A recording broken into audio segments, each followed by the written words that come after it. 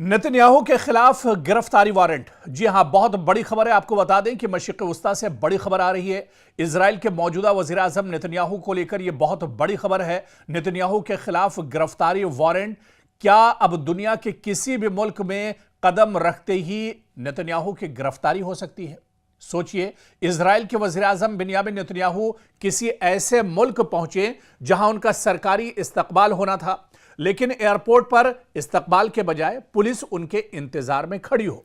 यह कोई दरअसल फिल्मी कहानी नहीं, बल्कि बैनुल-अक़वामी फौजदारी अदालत यानी आईसीसी की जानिब से जारी किए गए गिरफ्तारी वारंट से पैदा होने वाली एक इंतहाई पेचीदा कानूनी और सिफारती सूरत हाल है। आईसीसी ने नवंबर में नेतन्याहू और इजराइल के साबिक वज़ीर दिफा योआव गैलेंट के खिलाफ गजा की जंग से मुतालिक मुबैना जंगी जराइम और इंसानियत के खिलाफ जराइम के इल्जामात पर गिरफ्तारी वारंट जारी किए थे। अदालत ने इन इल्जामात को अभी जुर्म साबित होने का हतमी फैसला करार नहीं दिया है, बल्कि यह मुकदमे के मरहले में जारी किया गया गिरफ्तारी वारंट है। अब सवाल यह है कि आखिर ये आईसीसी है क्या और इसके वारंट का मतलब क्या होता है, क्योंकि आईसीसी यानी इंटरनेशनल क्रिमिनल कोर्ट एक मुस्तकिल बैनुल-अक़वामी अदालत है जो नस्लकुशी, जंगी जराइम और इंसानियत के खिलाफ जराइम जैसे संगीन जराइम के जिम्मेदार अफराद के खिलाफ कार्रवाई करती है।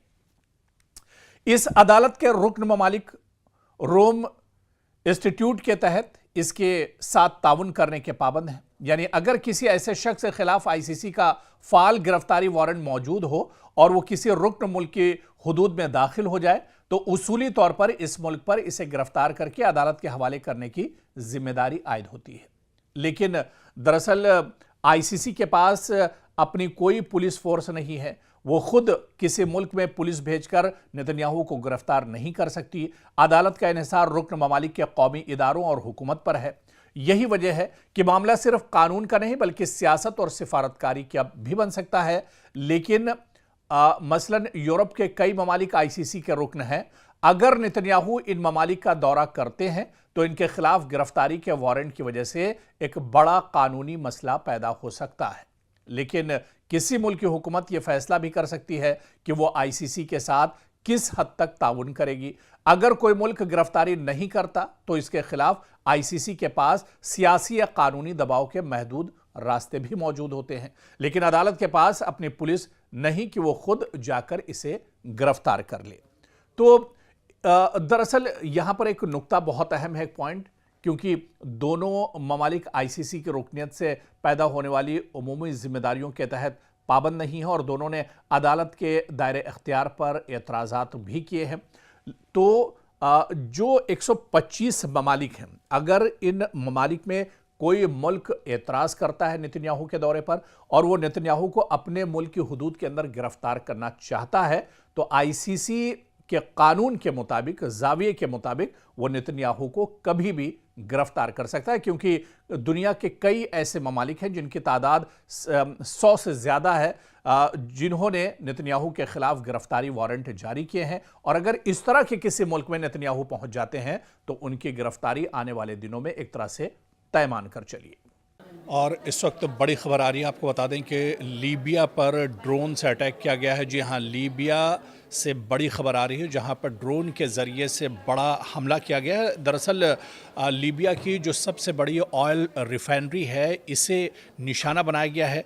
जाविया ऑयल डिपो है, इसे निशाना बनाया गया। और जाविया ऑयल डिपो जहां पर रोज़ाना 1,20,000 बैरल जो ऑयल है वो एक तरह से प्रोड्यूस किया जाता है, यहाँ पर यह हमला किया गया है। और इसके बाद पूरे इलाके में एक तरह से हलचल तेज़ हो गई है। लेकिन बड़ा सवाल ये उठ रहा है कि लीबिया पर यह हमला किसने किया है, किसकी शय पर यह हमला किया गया है।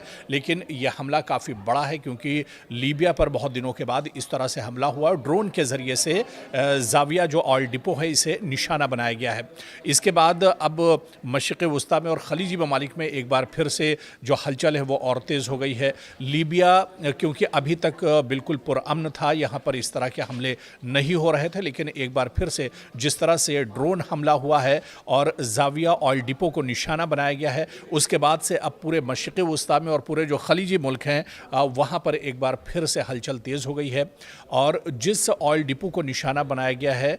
जाविया ऑयल डिपो, यहाँ पर रोज़ाना की बुनियाद पर 1,20,000 बैरल जो क्रूड ऑयल है, खाम तेल है, उसकी सफाई होती है और ये यहाँ से प्रोड्यूस होता है। यानी ये काफ़ी अहम जगह है जिसे एक तरह से टारगेट किया गया है।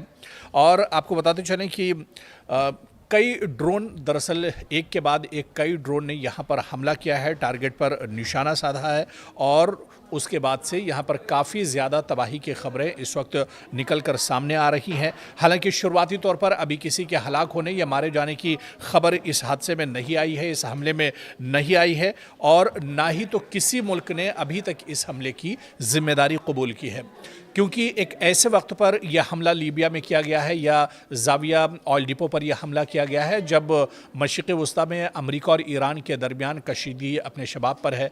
इसके अलावा दूसरी तरफ इज़राइल भी लगातार मशरिक़ वस्ता पर एक तरह से निशाना साधे हुआ है और उसकी नज़रें भी मशरिक़ वस्ता पर एक तरह से लगी हुई हैं। तो कहीं ना कहीं ये अब सवाल उठ रहा है कि आखिर इस हमले के लिए ज़िम्मेदार कौन है, जिसने यह हमला किया है लीबिया के ऊपर। आखिर कौन दरअसल किसने यह हमला किया है?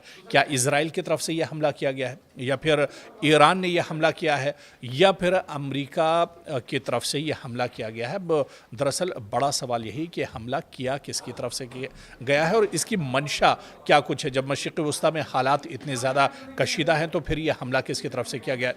दूसरी एक बड़ी चीज़ इस हमले के पीछे ये भी है कि जब अबनाए हुर्मुज़ पूरी तरह से लॉक है, अबनाए हुर्मुज़ बंद है और दूसरी तरफ रेड सी जो है वो भी पूरी तरह से बंद है और यहाँ पर हूसियों ने इसे पूरी तरह से बंद कर दिया। और ऐसे में जब जाविया ऑयल डिपो पर यह हमला किया गया तो एक बार फिर से जो ऑयल है, पेट्रोलियम है, गैस है, इसकी किल्लत एक बार फिर से बढ़ सकती है। क्या जानबूझकर किसी की तरफ से यह हमला किया गया है? क्या वाकई में जिस तरह से पूरी दुनिया में ऑयल और गैस को लेकर एक परेशानी बढ़ी हुई है अबनाए हुर्मुज़ और रेड सी के बंद होने के बाद, क्या जानबूझकर यह हमला किया गया है? इसके पीछे आखिर मंशा क्या कुछ है? जाँच पड़ताल जब होगी और कौन कसूरवार है इस हमले के लिए, किसने यह बड़ा हमला किया है, ये जब जाँच पड़ताल होगी उसके बाद ये तमाम चीज़ें निकल कर सामने ज़रूर आएंगी। लेकिन लीबिया में जिस तरह से ये हमला किया गया है, क्योंकि आप देखिए ये बड़ा हमला है और काफ़ी दिनों के बाद लीबिया में इस तरह का ये हमला हुआ है, जिसके बाद अब हलचल काफ़ी ज़्यादा बढ़ गई है।